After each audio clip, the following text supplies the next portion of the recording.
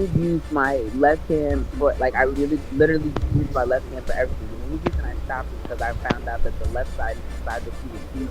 But because I'm right-handed, like, I kind of, you would think that it's opposite. Like, oh, you'll protect your right hand. I mean, you'll use your right hand. But no, I use my right hand to, like, write and stuff. And I can write with my left hand, but I'm not ambidextrous. Both the kids are, but not terrible. And then it's crazy because it's like, I have a clean hand in the day. Like, my left hand does all the dirty work. Like, that's so wild. Mhm. That's insane. Do you have a clean hand and a dirty hand? No, I'm Both of them. multilingual. Multilingual. Isn't it limbo? Because No, they're your lingual. limbs. Lingual. Lingual is language. I I was know. saying lingual because they're your limbs. Okay. Let's move on. Okay. She is sometimes described as a mermaid/goddess due to identification of her with a fish-bodied goddess at Ascalon. Now, the origin and name Atagatis is seen as a continuation of Bronze Age goddesses. At Ugarit, cuneiform tablets attest multiple Canaanite goddesses. Among them, 3 are considered as relevant to theories about the origin of Atagatis, and that is Atarat, described as Lady of the Sea and Mother of the Gods, then Anat, a war goddess, and then Atart, a goddess of the hunt, also sharing Anat's warlike role, regarded as analogous to Ishtar and Asherah in Ugaritic god lists, and as such possibly connected to love. So Atart is connected to Ishtar. Right, the god of fertility. That's Right. wild. And Ishtar is also Inanna. So you have Atart, and it does say on page 2 of what or page 1 or page 2 of what we're reading that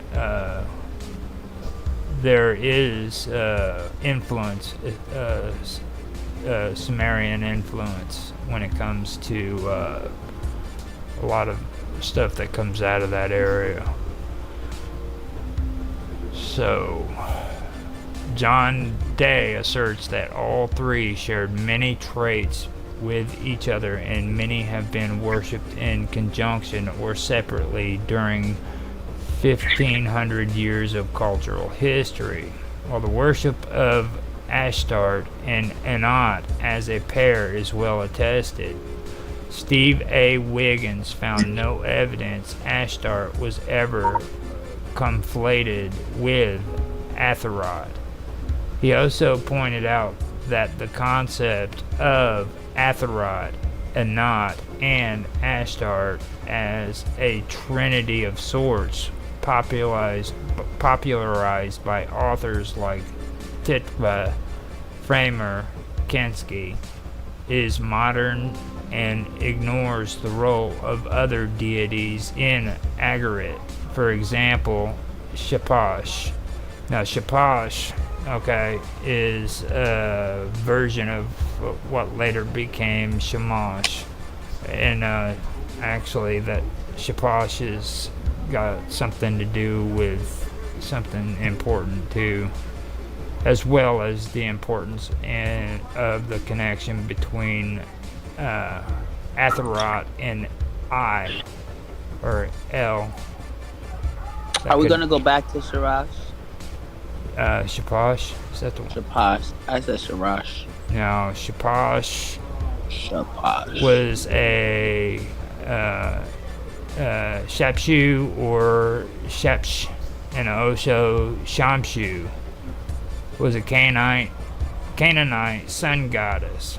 and Shamash is actually a sun goddess with the Sumerians, and he is also the son of the son of Enlil, I believe.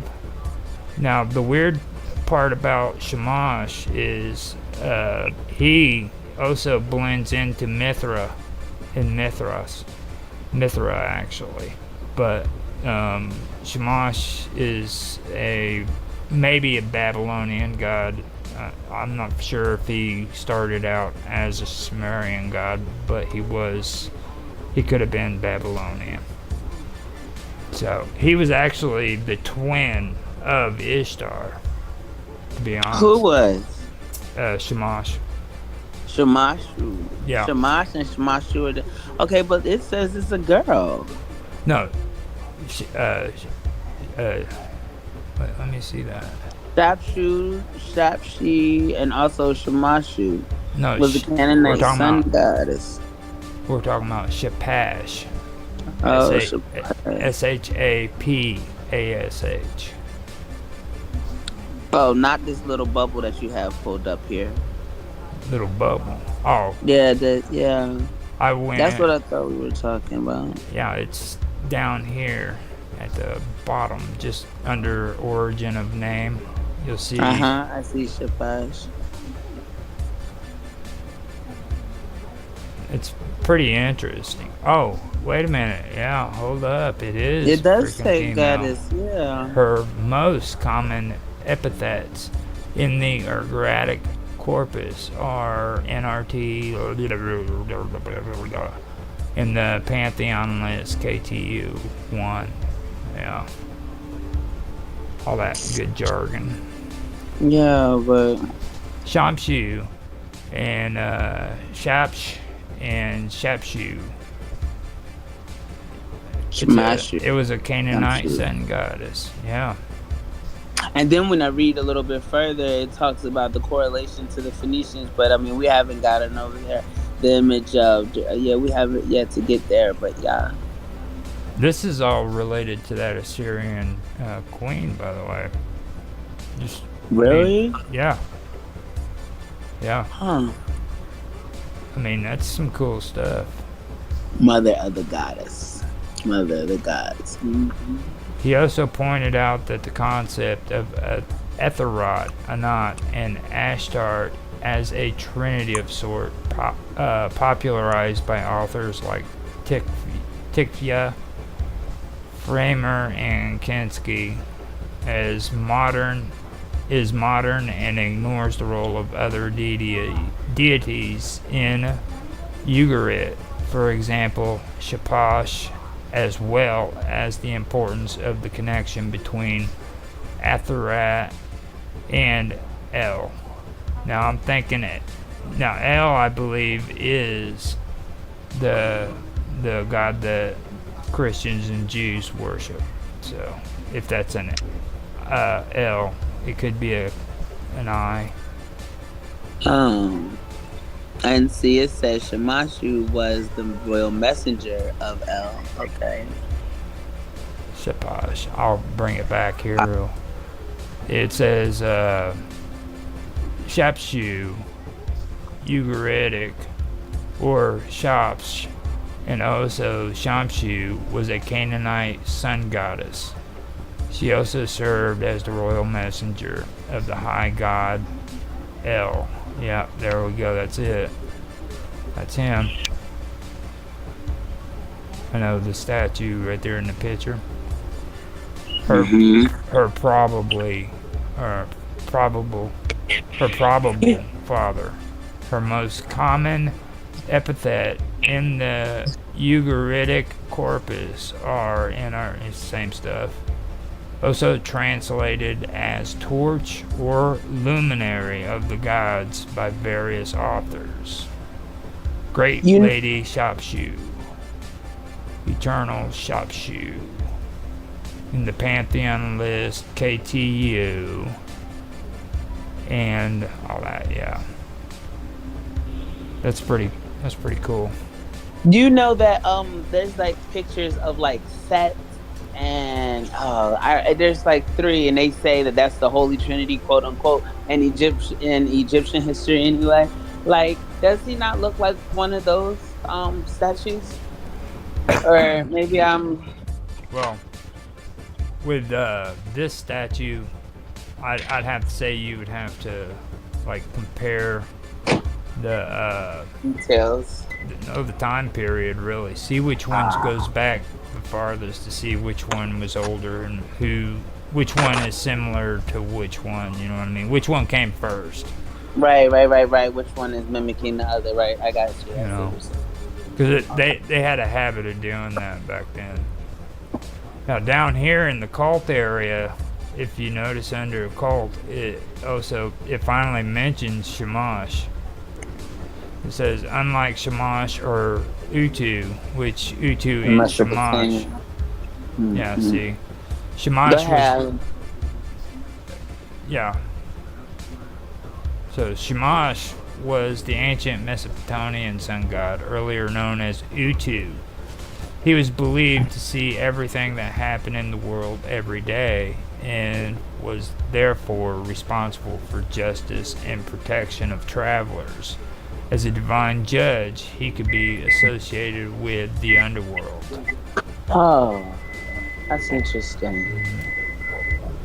So that's what you were talking about when it was saying goddess. This is who you were referring to. So their names are similar, but yeah, I see now there's difference. Unlike Shamash or Utu in Mesopotamia, but like Shams, also called Shamsum or Dat Baldurum, is a sun goddess of Arabian mythology. She was the patron goddess of Himyarite of the Himyarite kingdom. Her name meant shining sun or brilliant. She was the South Arabian equivalent of the North Arabian sun goddess Nuha. So she was an Arabian goddess. So Shapshu was a female solar deity. In addition to attestations in Ugaritic text, Amarna, letter EA 323, uses the Sumerogram for the sun deity, Utu, as a feminine noun. Now, Utu is also a part of the Sumerians. There's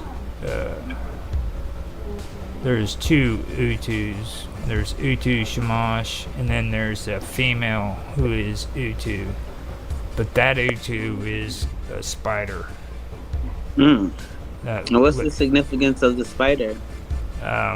Probably nothing. It just it's like they bring the name Utu up with UTU, and I know there was two Utus in the Sumerian pantheon. There was Utu Shamash, and then there was Utu, who was a female spider, and she protected the gateway to the underworld.